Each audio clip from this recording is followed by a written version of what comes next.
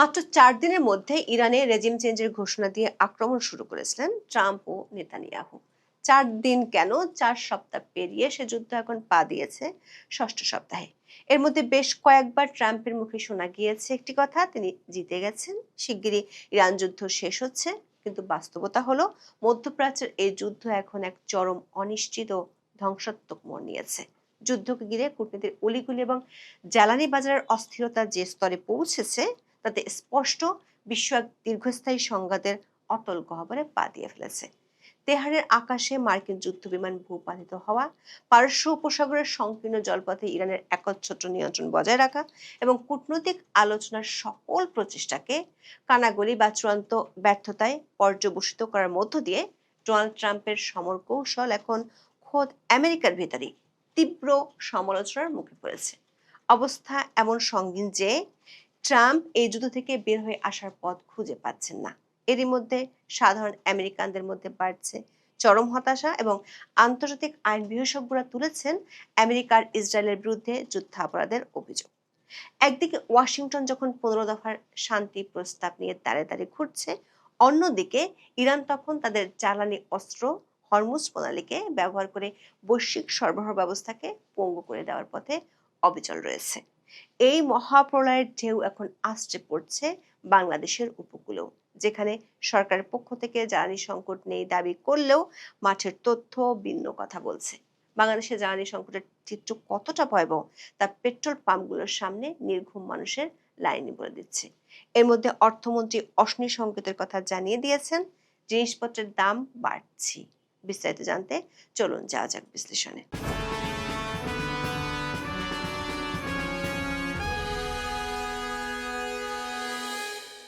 দীর্ঘ ৫ সপ্তাহের রক্তক্ষয়ী সংঘর্ষের পর আমেরিকার মানুষের ধৈর্যের বাঁধ ভেঙে যেতে শুরু করেছে। রয়টার্স এবং ইপসস পরিচালিত সর্বশেষ জনমত জরিপের তথ্য অনুযায়ী আমেরিকার ভিতরে এই যুদ্ধের প্রতি সমর্থন দ্রুত হ্রাস পাচ্ছে। জরিপে দেখা যাচ্ছে ৬৬% মার্কিন নাগরিক এখন মনে করে যুক্তরাষ্ট্রের উচিত যে কোনো মূল্যে, এমনকি ট্রাম্প প্রশাসনের কৌশলগত লক্ষ্যসমূহ অর্জিত না হলেও, এই যুদ্ধ থেকে দ্রুত নিজেদের সরিয়ে নেওয়া। সাধারণ আমেরিকানরা এখন আর মধ্যপ্রাচ্যের মরুভূমিতে তাদের ট্যাক্সের টাকা এবং সন্তানদের জীবন বিসর্জন দিতে রাজি নয়। এই জরিপটি এমন এক সময় সামনে এসেছে যখন মার্কিন অর্থনীতি তেলের দাম বাড়ার কারণে চরম চাপের মুখে। যুক্তরাষ্ট্রে প্রতি গ্যালন গ্যাসোলিনের দাম $৪ অতিক্রম করেছে, যা গত ৩ বছরের মধ্যে সর্বোচ্চ। জরিপের এই ফলাফল প্রেসিডেন্ট ট্রাম্পের রিপাবলিকান পার্টির জন্য অত্যন্ত উদ্বেগজনক, বিশেষ করে আসন্ন নভেম্বর মিডটার্ম নির্বাচনের আগে। মধ্যবর্তী নির্বাচনের আগে এই অর্থনৈতিক চাপ ট্রাম্প প্রশাসনের জন্য এক রাজনৈতিক মরণ ফাঁদে পরিণত হয়েছে। রাজনৈতিক বিশ্লেষকরা মনে করছেন, যদি এই যুদ্ধ আরো দীর্ঘায়িত হয়, তবে রিপাবলিকানরা হাউস এবং সিনেট উভয় কক্ষেই তাদের নিয়ন্ত্রণ হারাতে পারে। আমেরিকানরা এখন বুঝতে পারছে, তেহরানে বোমা ফেলা যতটা সহজ ছিল, তার অর্থনৈতিক প্রতিক্রিয়া সামাল দেওয়া ততটাই কঠিন। এই অভ্যন্তরীণ চাপে দিশেহারা ট্রাম্প প্রশাসন। ট্রাম্প নিজেই এখন পথ খুঁজছেন যুদ্ধ থেকে সরে আসার। কিন্তু ট্রাম্পের জন্য দুঃসংবাদ হলো, মানবাধিকার এবং আন্তর্জাতিক আইন অঙ্গনে শুরু হয়েছে নতুন বিতর্ক। শতাধিক মার্কিন বিশেষজ্ঞ এবং আন্তর্জাতিক আইন বিশ্লেষক একটি খোলা চিঠি দিয়েছেন, যেখানে ইরানের যুক্তরাষ্ট্রের হামলাকে যুদ্ধাপরাধ হিসেবে অভিহিত করা হতে পারে বলে সতর্ক করা হয়েছে। এই চিঠিতে তারা দাবি করেছেন, ইরানের চালানো বর্তমান সামরিক অভিযান কেবল আন্তর্জাতিক আইনের লঙ্ঘনই নয়, বরং এটি সুস্পষ্ট যুদ্ধাপরাধের পর্যায়ে পড়ে। ইরানের বন্দর আব্বাস এলাকায় একটি গার্লস স্কুলে মার্কিন হামলায় ১৭০ জন নিহত হওয়ার প্রাথমিক তদন্ত প্রতিবেদন এই ক্ষোভকে আরো উস্কে দিয়েছে। বিশেষ করে ডোনাল্ড ট্রাম্পের সাম্প্রতিক হুমকি, যেখানে তিনি ইরানের বিদ্যুৎ কেন্দ্র, সেতু এবং গুরুত্বপূর্ণ বেসামরিক অবকাঠামো ধ্বংস করার কথা বলেছেন, তাকে আন্তর্জাতিক অপরাধ আদালতের রোম সংবিধির পরিপন্থী হিসেবে অভিহিত করা হয়েছে। ন্যাটোর অনেক মিত্র দেশ ইতিমধ্যে এই যুদ্ধ থেকে দূরত্ব বজায় রাখতে শুরু করেছে। গত ৪৮ ঘন্টার সবচেয়ে উল্লেখযোগ্য কূটনৈতিক ঘটনা হলো পাকিস্তানের ইসলামাবাদে প্রস্তাবিত শান্তি আলোচনার চূড়ান্ত ব্যর্থতা। যুক্তরাষ্ট্র পাকিস্তানের মাধ্যমে ইরানের কাছে একটি ১৫ দফার শান্তি প্রস্তাব পাঠিয়েছিল, যার বিনিময়ে একটি ৪৮ ঘন্টার যুদ্ধবিরতির প্রস্তাব দেওয়া হয়েছিল। কিন্তু ইরানের আধা সরকারি ফার্স্ট নিউজ এজেন্সি নিশ্চিত করেছে তেহরান এই প্রস্তাব সরাসরি প্রত্যাখ্যান করেছে। ইরানের সামরিক মুখপাত্ররা জানিয়েছেন তারা ওয়াশিংটনের কোনো একতরফা শর্ত মানবেন না এবং আলোচনার টেবিলে বসার আগে যুক্তরাষ্ট্রকে আক্রমণকারী হিসেবে ক্ষমা চেয়ে ক্ষতিপূরণ দিতে হবে। পাকিস্তানের পররাষ্ট্রমন্ত্রী ইসাক দার এই আলোচনার ভেন্যু হিসেবে ইসলামাবাদকে প্রস্তুত রাখলেও ইরান সেখানে তাদের কোনো প্রতিনিধি পাঠাতে রাজি হয়নি। পাকিস্তানের পররাষ্ট্র দপ্তর স্বীকার করেছে আলোচনায় ব্যাপক প্রতিবন্ধকতা রয়েছে এবং পরিস্থিতি বর্তমানে একটি কানাগুলিতে আটকে আছে।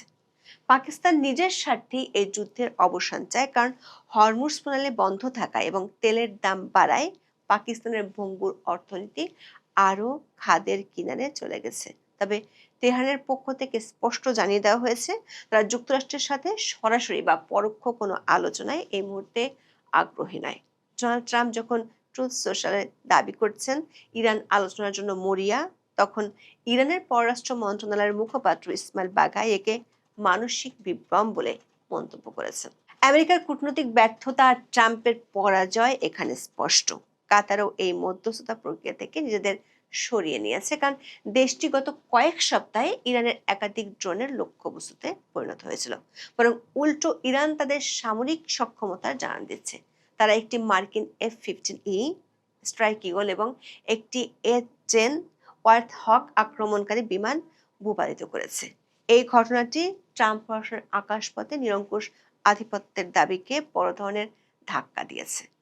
মার্কিন স্পেশাল ফোর্সের হেলিকপ্টারগুলো উদ্ধার অভিযান চালাতে গিয়ে ইরানি গুলিবর্ষণের মুখে পড়েছে এবং বেশ কয়েকজন সেনা আহত হয়েছে। ইরানের পার্লামেন্টের স্পিকার মোহাম্মদ বাগের গালিবাফ এই পরিস্থিতি নিয়ে ব্যঙ্গ করে বলেছেন, আমেরিকার অহংকার এখন মাটির গর্তে পাইলট খুঁজে বেড়াচ্ছে। দর্শক, বাঘার শীর্ষ নেতা নিহত হওয়ার পরও এই যে অসীম ক্ষমতাধর আমেরিকার ইসরায়েলকে ইরান 5 সপ্তাহ ধরে নাকানি চুবানি খাওয়াচ্ছে, তার মূল কারণ কি?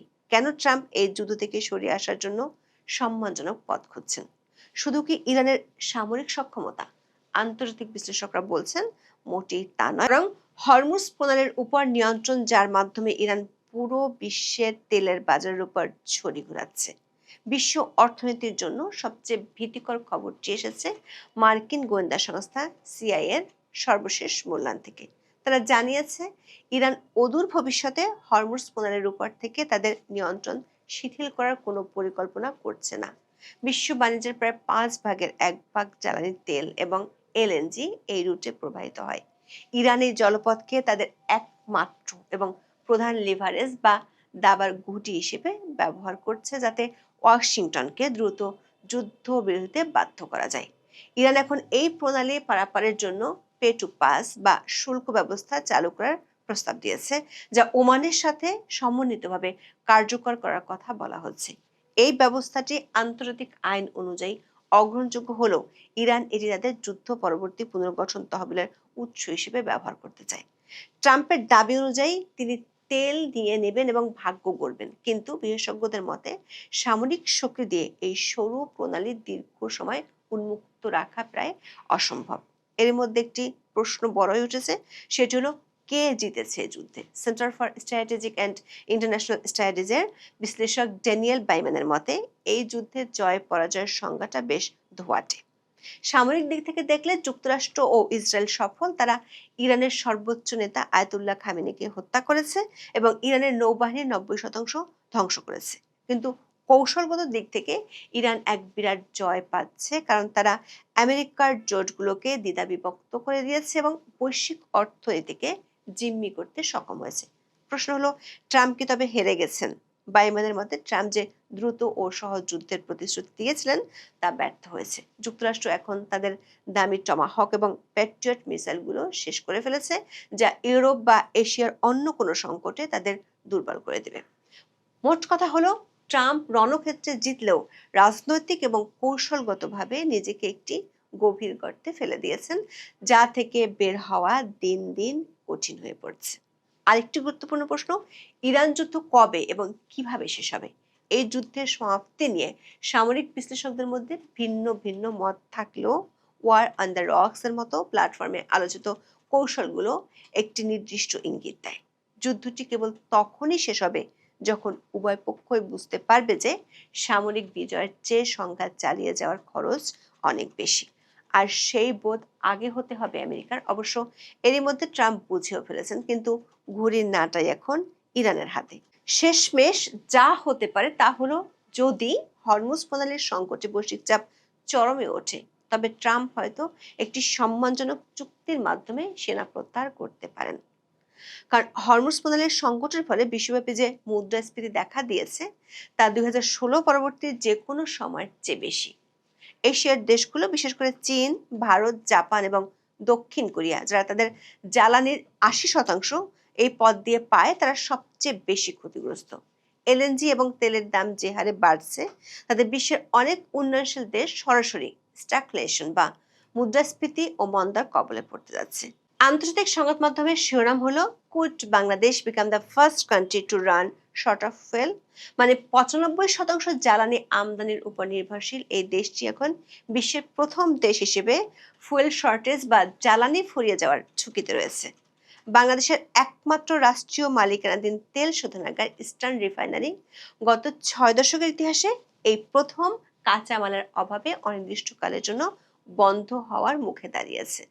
ইস্টার্ন রিফাইনারির কাছে বর্তমানে মাত্র 20,000 টন অপরিশোধিত তেল মজুদ আছে, যা দিয়ে বড় জোর 6 এপ্রিল পর্যন্ত কাজ চালানো সম্ভব। বাংলাদেশের সংকটের পেছনের প্রধান কারণ হলো হরমুজ প্রণালীতে সৌদি আরবের তেলবাহী ট্যাঙ্কার এমটি নর্ডিক পোলক্স এর আটকে পড়া। 1 লাখ টন তেল নিয়ে জাহাজটি গত 1 মাস ধরে রাস তানুরা বন্দরে ক্লিয়ারেন্সের অপেক্ষায় আছে। এছাড়া পেট্রোবাংলা স্পট মার্কেট থেকে যে এলএনজি কিনছে, তার দাম 1 মার্চের তুলনায় 2.5 গুণ বেড়েছে।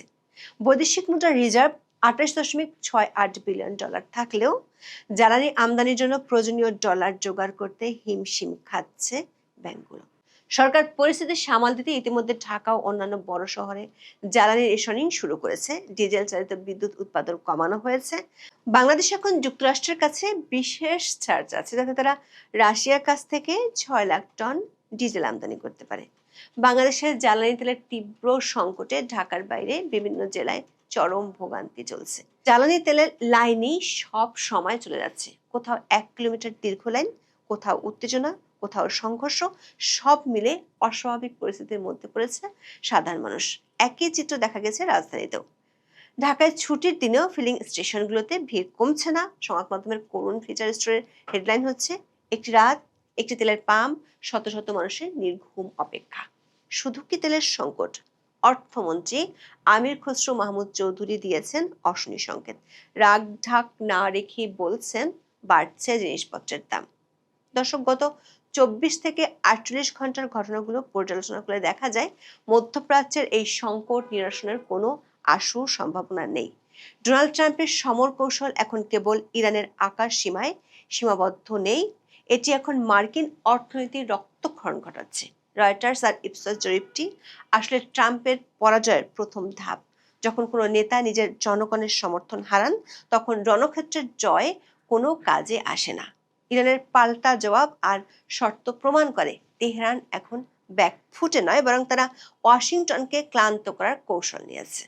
হরমুজ প্রণালীকে কেন্দ্র করে ইরান যে যুদ্ধ শুরু করেছে, তা মূলত এশীয় দেশগুলোকে তিলে তিলে ধ্বংস করবে। বাংলাদেশ এখানে কেবল একটি উদাহরণ মাত্র। বাংলাদেশের মতো দেশগুলোর জন্য এই যুদ্ধ এক মরণফাঁদ। নিজের কোনো দোষ না থাকা সত্ত্বেও বৈশ্বিক সাপ্লাই চেইন ভেঙে পড়ায় বাংলাদেশের সাধারণ মানুষকে পেট্রোল পাম্পে ঘন্টার পর ঘন্টা, রাতের পর রাত অপেক্ষা করতে হচ্ছে। যদি কূটনৈতিক কোনো মিরাকল না ঘটে, তবে সামরিক সংঘাত আরও ছড়িয়ে পড়তে পারে, যা কেবল তেলের দামই বাড়াবে না, বরং অনেক দেশের সামাজিক স্থিতিশীলতাকে হুমকির মুখে ফেলবে। মধ্যপ্রাচ্যের এই অগ্নিগর্ভ পরিস্থিতি কবে শান্ত হবে, তার উত্তর এখন আর কেবল ওয়াশিংটন বা তেহরানে নেই। এর উত্তর লুকিয়ে আছে বিশ্ব বাজারের অস্থিরতা এবং সাধারণ মানুষের ধৈর্যযুদ্ধের সীমানায়। এখন এ পর্যন্ত। সবাই ভালো থাকুন, সুস্থ থাকুন, নিরাপদে থাকুন। দেখা হবে আগামী পর্বে।